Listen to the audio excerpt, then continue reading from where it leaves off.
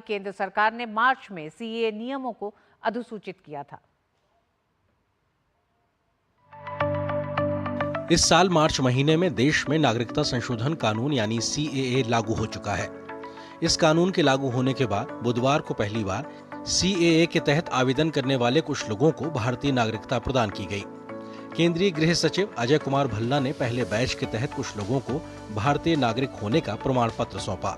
नागरिक प्रमाण पत्र हासिल करते समय इन लोगों की खुशी देखते ही बन रही थी। With this new amendment act rules काफ़ी ईज आउट कर दिए गए हैं, तो रिलैक्सेशंस काफ़ी हैं, तो काफ़ी जल्दी प्रोसीजर में हमें नए एक्ट के अंदर नेशनलिटी मिल गई है काफ़ी स्मूथली। नहीं बिल्कुल, ये काफ़ी सालों का स्ट्रगल था हमारा, एक और है तो एक पेपर, लेकिन ये बहुत वैल्यू रखता है हमारे लिए। सीए बिल पास हुआ, हमारे दुख दर्द को न सुना, हमें बहुत बड़ी खुशी है। भारत माता की जय।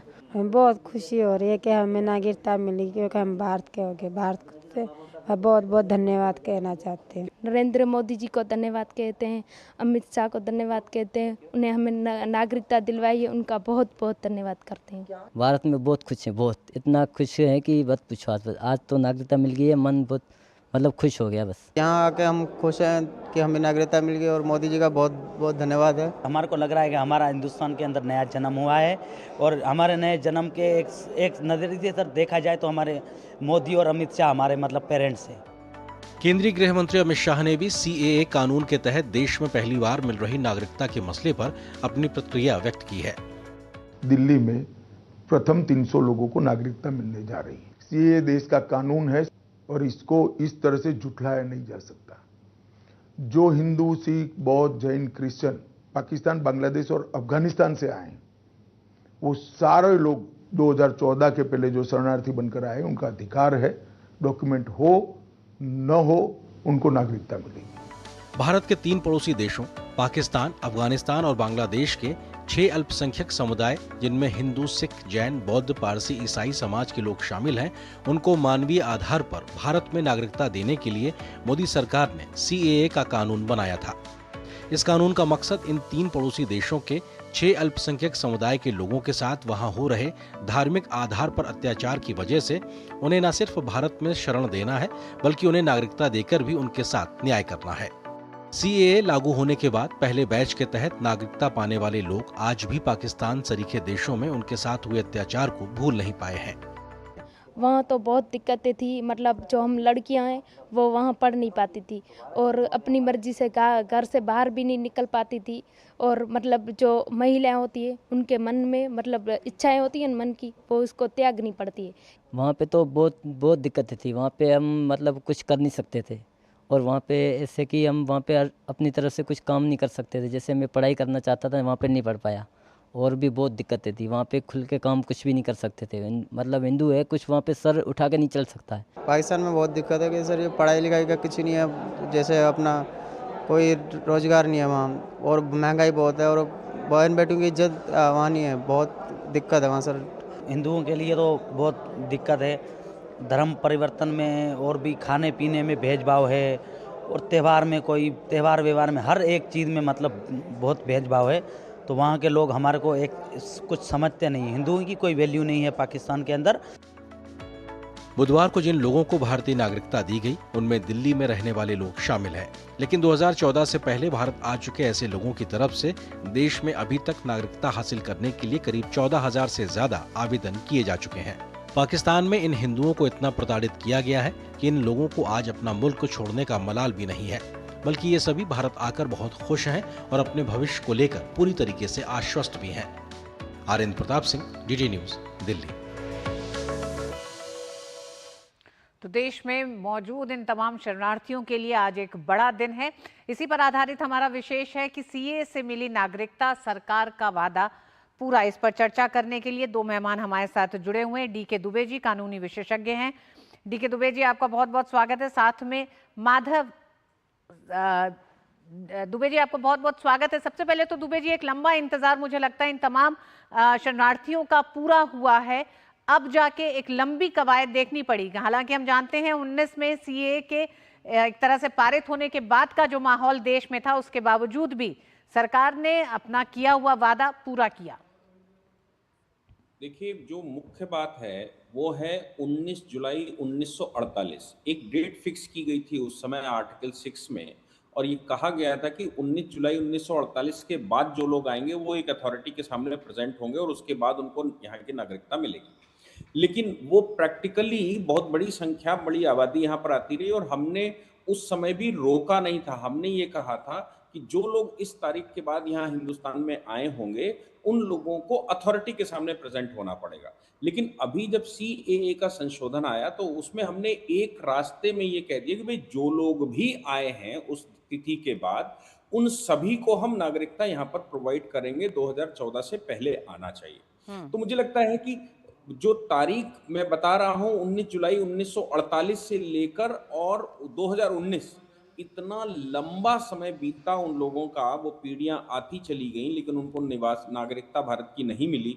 वो यहाँ खा रहे थे, पी रहे थे, काम कर रहे थे, व्यापार कर रहे थे, सब कुछ कर रहे थे, लेकिन एक भय अंदर की किसी भी तारीख को पकड़े जा सकते हैं। और दूसरी बात है, सरकारी नौकरी या कहीं भी वेरिफिकेशन का नंबर आता है तो मालूम पड़ा कि तीसरी पीढ़ी, दूसरी पीढ़ी यहाँ पर जन्म तो लिया है लेकिन उसको अधिकार नहीं है। जिसको अधिकार 1947 में हिंदुस्तान में आने का था, दुर्भाग्यवश वो नहीं आया, और यहाँ पर कानूनों में वो छूट दी गई थी कि भाई अगर ये आए तो आ सकते हैं। जैसे फॉरेनर्स एक्ट में छूट दी गई थी, सिटीजनशिप एक्ट में छूट दी गई थी, पासपोर्ट एक्ट में छूट दी गई थी। तो क्या वो छूट इसलिए थी क्योंकि इनका अधिकार था कि ये 1947 में भारत में आ जाते, 19 जुलाई 1948 से पहले आ जाते।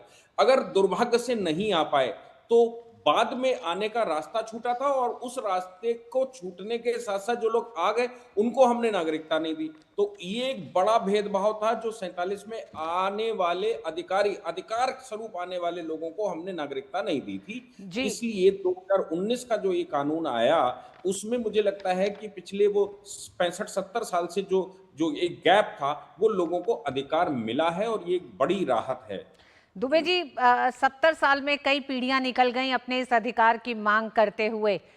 ऐसे में हमारे साथ वो परिवार भी आज मौजूद है जो पाकिस्तान से और हम सिंध से ये परिवार भारत आया है, धार्मिक प्रताड़ना झेलता रहा है लंबे समय तक। माधव जी हमारे साथ हैं। माधव जी, आप हमें सुन पा रहे हैं? बहुत बहुत स्वागत है माधव जी। कैसा लग रहा है प्रमाण पत्र, नागरिकता प्रमाण पत्र आप चारों के हाथ में है, आपका पूरा परिवार है, एक लंबे समय से आप लोग हैं। कब आप लोग सिंध को छोड़ के पाकिस्तान के भारत आए थे, और तब से अभी तक की अगर यात्रा को आप हमारे साथ साझा करना चाहें? 22 मई 2014। 22 मई 2014। जी माधव जी, तो पाकिस्तान में किस तरह से क्या प्रताड़ना होती है, मतलब हिंदुओं के साथ या गैर मुसलमान अल्पसंख्यकों के साथ, जिससे एक तरह से आप परेशान होके फिर आपने भारत का रुख किया? वहां तो हाँ जी, बहुत मैडम दिक्कत है वहाँ पे। हिंदुओं के लिए तो बहुत दिक्कत है वहाँ पे। खाने पीने में भेदभाव है, दीन धर्म, मतलब हिंदुओं का मजहब की हिसाब से बहुत टारगेट किया जा रहा है वहाँ पे। अब पाकिस्तान के किस इलाके से हैं माधव जी? मैं माधव जी का लड़का हूँ, सिंध टंडोलियार। अच्छा, सिंध प्रांत टंडोलियार।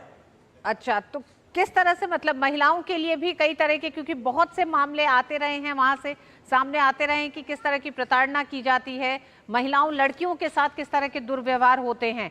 अगर आप उस बारे में हमसे कुछ बता सकें, क्योंकि सबसे ज्यादा जरूरी मेरा पाकिस्तान के अंदर देखो महिलाओं के लिए तो दिक्कत है ही है, लेकिन आजकल नए मुद्दे सामने आ रहे हैं जो 2-2 साल की बच्चियों को भी अगवा कर रहे हैं।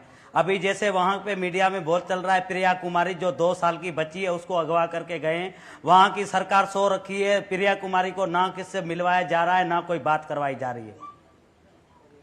तो इतनी छोटी छोटी बच्चियों 2 साल की बच्ची है जो अपनी माँ की गोद से 2 साल की बच्ची है। उन वहां के जो डाकू हैं, उस डाकू सरकार भी डाकुओं की है, वो वहां की बच्ची को अगवा कर गए। 2 से पता नहीं कितने साल हो गए, आज तक उस बच्ची का लापता है, कुछ पता भी नहीं है कि वो बच्ची कहां पर है। और जो वहां की जो महिलाएं हैं जो 20 साल 25 साल की, उनके साथ तो आए हर एक रोज मतलब नया नया मामले सामने आ रहे हैं। तो इसकी सुनवाई वहां कहीं नहीं है, ना कोर्ट में है ना पुलिस में है, वहां कोई सुनवाई नहीं करता। मैडम, जब 2 साल की बच्ची की सुनवाई नहीं है तो यहाँ पे 20-25 साल के जो महिलाएं हैं उनकी सुनवाई कहाँ पे होगी? अब जो वहाँ पे जितनी भी सरकारी अदारे हैं वो सारे सो रखे हैं ना, कोई किसकी कोई सुनवाई नहीं है हिंदुओं के लिए। और वो बच्ची जो है हिंदू है और उसकी जात बनिया जात से वो ताल्लुक रखते हैं। क्या आपके साथ जो महिलाएं हैं, क्या ये हमसे बात करेंगी? इस समय आपके साथ 3 महिलाएं भी आपके परिवार की ही हैं। क्या ये सब एक साथ आप सबके साथ आप सब परिवार वहां से आए हैं पाकिस्तान से? हाँ जी, अभी बात करवा रहे हैं।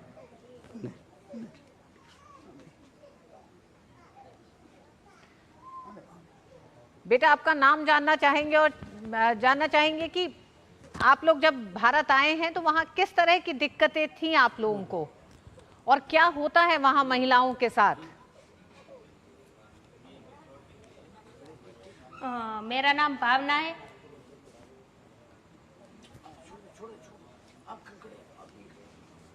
जी भावना। मेरा नाम भावना है और वहाँ महिला के साथ बहुत अत्याचार होता है। मतलब लड़कियों को वहाँ पढ़ने नहीं दिया जाता है। लड़कियां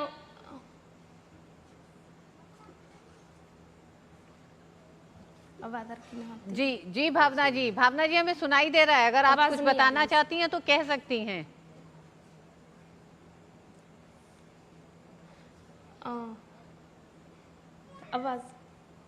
आवाज आ रही है आपको मेरी? कट्टा है ये बात। आवे तो रही आवाज आ रही है आपको भावना मेरी? हाँ भावना, आप कुछ कह रही थी, कुछ बता रही थी। हाँ आ रही। मतलब वहाँ लड़कियां अपने मर्जी से घर से बाहर नहीं निकल पाती। लड़कियां मतलब वहाँ पढ़ाई नहीं कर पाती, तो वहाँ रहने का क्या फायदा?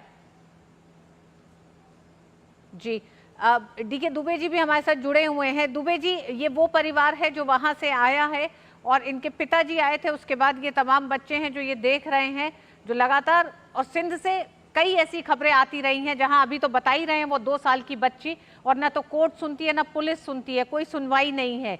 तो इस तरह की धार्मिक प्रताड़ना को जो लोग झेल रहे हैं उनके लिए क्या आपको लगता है कि भारत का ये बड़ा कदम आज दिखाई देता है? हालांकि इस कदम को उठाने में तमाम वो लोग सामने रहे हैं, चुनौतियां रही हैं सरकार के सामने भी। दुबे जी, आप म्यूट हैं। म्यूट किया होगा किसी ने,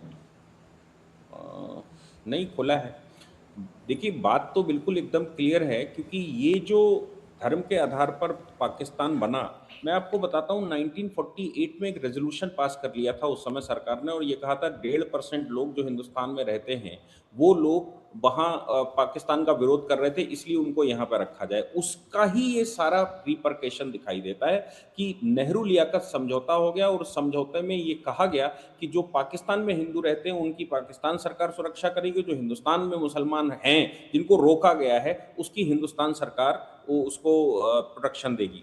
लेकिन दुर्भाग्य यह है कि पाकिस्तान चूंकि एक धर्म के आधार पर बना हुआ राष्ट्र है और उनका अपना एक उनका प्रोसीजर है, इसलिए उनकी नज़र में जो बच्चियां हैं जो गैर धर्मी मतलब गैर इस्लामिक हैं, वो उनकी नज़र में कुछ होता नहीं है। उनको लगता है कि नहीं, ये तो लोग हमारे समुदाय के हैं नहीं, इसलिए प्रताड़ना करते नहीं है। वो तो सामुदायिक रूप से वहां के प्रोसीजरल मैकेनिज्म में है, यानी कि जनभावना में है, और जनभावना में जब इस तरह की बात होती है तो वहां ना कोर्ट कोई मदद कर पाता है ना पुलिस कोई मदद करती है, क्योंकि सबके दिमाग में एक ही कूड़ा भरा होता है। और इसलिए वहां की जो परिस्थिति है, वहां हिंदू इतना जो रुका था वो सब धीरे धीरे खत्म हो गया, या तो हिंदुस्तान में आ गया या उन्होंने उसको कन्वर्ट कर दिया और बच्चियां वो उठा ले गए। तो ये जो हिंदुस्तान में आना था, जिसको अधिकार था, उसको अधिकार देना ये कर्तव्य बनता था भारत सरकार का कि वो शुरू से देती, जैसे वो लोग आते हैं उनको देती, लेकिन नहीं दिया। ये एक बड़ा दुर्भाग्यपूर्ण स्थिति थी भारत में, जिसको मुझे लगता है कि 2019 में सही किया गया। और ये इतना, मतलब इन लोगों की परिस्थिति सोचिए कि आप उन लोगों को भी याद करिए जो पाक ऑक्युपाइड जम्मू कश्मीर से जम्मू कश्मीर बिल्कुल दुबे जी हम इस चर्चा को रोके उससे पहले अंत में हम जानना चाहेंगे, हमारे साथ माधव जी के जो बेटे हैं, अब ये प्रमाण पत्र जो आप लोगों को मिल गया है, क्या आपको लगता है कि जीवन जो मुश्किल था वो अब आसान हो गया है? भावना, अगर आप हमें सुन पा रही हो? हाँ जी, बिल्कुल बिल्कुल जी। हाँ जी, तो आप बिल्कुल बहुत आसान हो गया है मैडम। किस तरह की मुश्किलें आती थी जो अब आसान हो गई हैं? क्योंकि एक लंबे समय से आप लोगों की मांग थी, जिन्हें सरकारों ने, शायद सरकारें उस पर आगे उस तरह से नहीं बढ़ पाई थी। हाँ जी मैडम, बिल्कुल हमारे को इसमें बहुत सुविधा मिल रही है। अभी हमारे को सर्टिफिकेट मिल गया है, तो हमारे जो भी रुका, हम कुछ काम नहीं कर पाते थे कुछ। जी, बहुत बहुत धन्यवाद माधव जी, आपका भी। हम ये समझ सकते हैं कि किस तरह की प्रताड़ना झेल रहे हैं और झेलते रहे हैं वहां पर तमाम जो गैर मुसलमान अल्पसंख्यक मौजूद रहे हैं पाकिस्तान में। और आज भी ऐसी तस्वीरें, ऐसे मामले सामने आते हैं जहां सिंध में 2-2 साल की बच्चियों को अगवा करके उनके धर्म परिवर्तन किए जाते हैं और पूरे पाकिस्तान की ना अदालतों में सुनवाई है, ना पुलिस में, न प्रशासन में, न सरकारों में। तो ये बहुत ही एक तरह से भीषण स्थिति अल्पसंख्यकों की है, गैर मुसलमान अल्पसंख्यकों की पाकिस्तान में। वक्त एक छोटे से ब्रेक का है। ब्रेक के बाद होंगी कुछ और खबरें। देखते रहिए डीडी न्यूज।